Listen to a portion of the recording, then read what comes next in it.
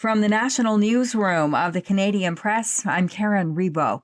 Prime Minister Mark Carney will meet today with coastal First Nations in Prince Rupert, BC, to discuss marine conservation and his government's major projects agenda. He'll be joined by some of his cabinet ministers, including Natural Resources Minister Tim Hodgson and Housing and Infrastructure Minister Gregor Robertson. Tensions heated up last year when federal officials failed to meet with the group before signing an agreement with Alberta that opens the door for a pipeline to BC's coast. Later today, Prime Minister Carney will leave for China for meetings with President Xi Jinping regarding trade and security issues. Among those joining the PM on the trip to Beijing will be Saskatchewan Premier Scott Moe. Moe's concern lies most with trade tensions over Chinese tariffs on canola, peas, pork, and seafood imposed in response to Canada's duties on Chinese steel, aluminum, and electric vehicles. A Canadian charity is opening a relief hub to give traumatized children in Gaza access to basic mental health supports and education.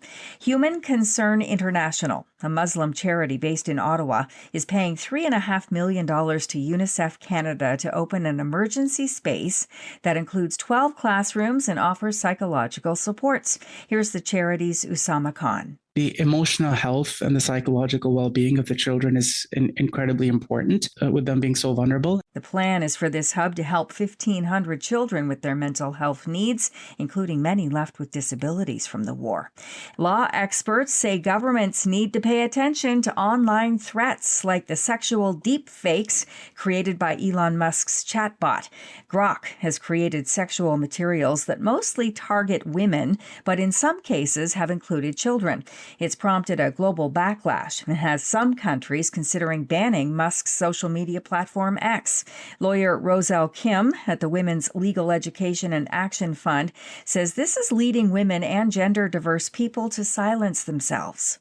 If you look at it, it's really impacting their freedom of expression, because it seems that the only really effective solution is to make your account private.